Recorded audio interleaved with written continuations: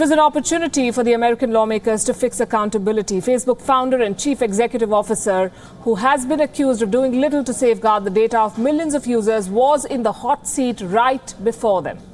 There were 44 of them, representing not just the American administration, but the concerns of the entire user base of Facebook. What was expected was tough questions.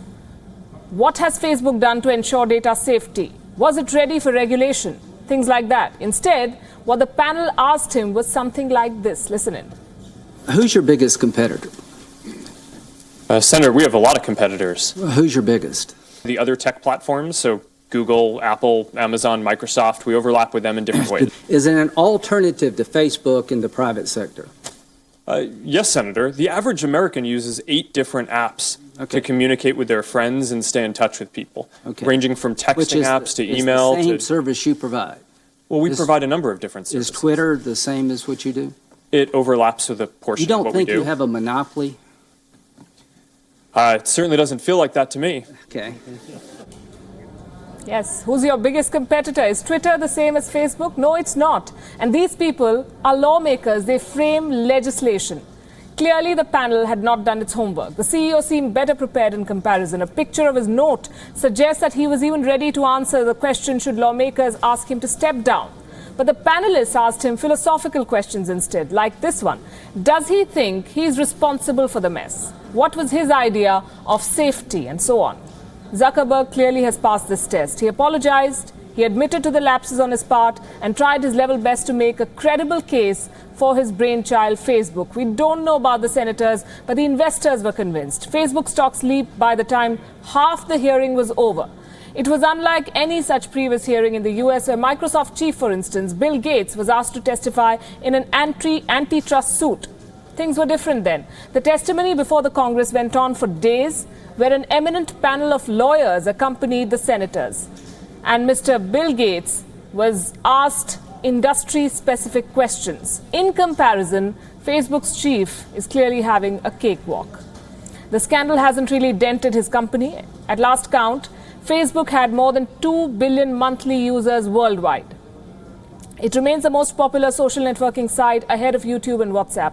No wonder then that the world's attention was focused on the Facebook chief as he battled questions on the data and privacy of his users. People on social media scrutinized everything from the twitch of his eyebrow to the tenor of his voice, and they did not refrain from commenting. He knew the world was watching him, and he put up a perfect facade. When he faced what was possibly the toughest moment of his life, Mark Zuckerberg was ready. Ranking Member Feinstein, Ranking Member Nelson, members of the committee. For a man who founded Facebook and made it the behemoth it is now, Mark Zuckerberg was emotionless and robotic. Leading body language experts say he almost managed to hide his true feelings and intentions. He regularly gulped water but kept his responses wooden and stuck closely to company talking points. Hard questions for me to answer. He clearly understood the gravity of the moment. For the 33-year-old normally seen in a t-shirt and jeans came dressed in a suit that spoke volumes. The navy ensemble with white shirt and blue tie was relatively understated, but it clearly communicated the deference and seriousness that Zuckerberg needed to signal. Both to the Senate panel that grilled him about Cambridge Analytica and Russian meddling in US polls, and to a public whose faith in Facebook has been shaken. Would you be comfortable sharing with us the name? This is the first time that the Facebook CEO has appeared before the US Congress personally, having previously sent deputies to represent him on Capitol Hill, and the internet was clearly ready to take full advantage of the live public hearing. After senators began questioning Zuckerberg, some Twitter users were quick to poke fun at the stereotype that older people don't completely understand his social network. One Twitter user summed it up with, "It felt like being behind an 84-year-old woman trying to use an ATM." Others took jabs at the CEO himself and pointed to the 4-inch booster seat he used for the hearing. Everything was scrutinized, from his smile to the way he drank water. How much revenue did Facebook earn from the user engagement that resulted from foreign propaganda? Well, Senator, what we do know... It was no doubt a stressful day for Mark Zuckerberg, but could well be worth the sweat. By the time of the hearing's first break, Facebook's share price had risen by 5%, adding another $4 billion to his net worth. Bureau Report, WION. He's been called Lucky Zuck, and why not? The founder of Facebook is halfway to going scot-free, and we use the term scot-free because grave charges have been leveled against him, like selling the data of users, failing to implement checks and balances which allow third-party firms to misuse information of millions of people, and last but not the least, tampering with the election process in the world's oldest democracy. Some of these are criminal offences, but the developments on Capitol Hill seem to have undermined the seriousness of this case. Why was the Facebook chief given the long rope? Was it the lack of legislation or plain ignorance about the functioning of the social media platform? It's not as if this is a bolt from the blue for the US government. They have been mulling legislation to punish firms guilty of data breach. The proposal includes applying it to heads of companies whose executives might have failed to inform users of a breach. The question we ask tonight is this: isn't that exactly what Facebook did? Keep its users in the dark, even when it knew that personal information of people across the world was being misused. Zuckerberg is accused of doing little to control the misappropriation of that information, something that spiraled out of hand and helped political parties during the American election. Does that amount to indirect meddling? We'd say it does. And that is a very, very serious offense. Is Zuckerberg paying for this wrong? No. He's just made a few $1 billion more after this deposition. During the course of the 300-minute-long testimony, the Senate committee did raise this issue like it was a matter of course. What they asked Zuckerberg was whether he or his teammates were being probed by Mueller, who is investigating the Russia meddling case, the alleged meddling by Russia in the US presidential election. It was discussed in passing. Clearly, they had no intention to get to the bottom of the matter and demand accountability. So we come back to the question, why is he being treated with kid gloves? What does he have on the people probing him? Has he managed to sway more than user preference? Think about it. Meanwhile, what are the chances of you being one of the 87 million users whose data was breached? I'm not very good at math, but what I can tell you is that Facebook itself is allowing people to find out if their account details were compromised by a political consultancy firm like Cambridge Analytica. It is pretty simple. This is how you can check if your data was leaked. Facebook's data leak has left users worried.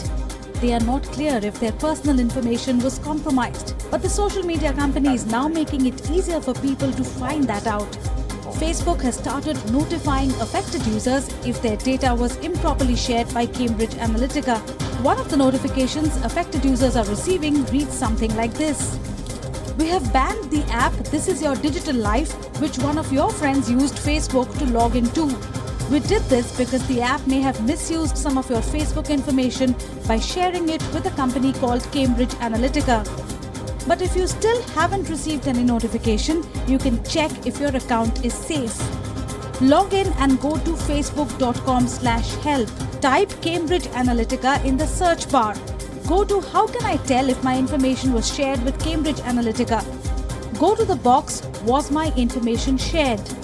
If your account is safe, you will get a message that reads, based on our available records, neither you nor your friends logged into This Is Your Digital Life. As a result, it doesn't appear your Facebook information was shared with Cambridge Analytica by This Is Your Digital Life. But if your data was compromised, you could receive a message like this. Based on our investigation, you don't appear to have logged into This Is Your Digital Life with Facebook before we removed it from our platform in 2015. However, a friend of yours did log in. As a result, the following information was likely shared with This Is Your Digital Life: your public profile, page likes, birthday, and current city. A small number of people who logged into This Is Your Digital Life also shared their own newsfeed, timeline, posts and messages which may have included posts and messages from you. They may also have shared your hometown. And if you use the app yourself, you are most likely to be affected and you will be shown a message like this. You use the app yourself. Our investigation indicates you logged into This Is Your Digital Life with Facebook before we removed it from our platform in 2015. As a result, you likely shared the following information with This Is Your Digital Life: your public profile, page likes, birthday and current city. Your friends' public profiles, page likes, birthdays and current cities. A small number of people also shared their own news feed, timeline, posts, messages and friends' hometowns with the app This Is Your Digital Life. And right below the message box, Facebook is also giving users an option to review and update information they share with apps and websites. So go to your Facebook page and find out if your account is infected or safe. Because once you know, it's only then you can take appropriate privacy measures. Bureau Report, WION.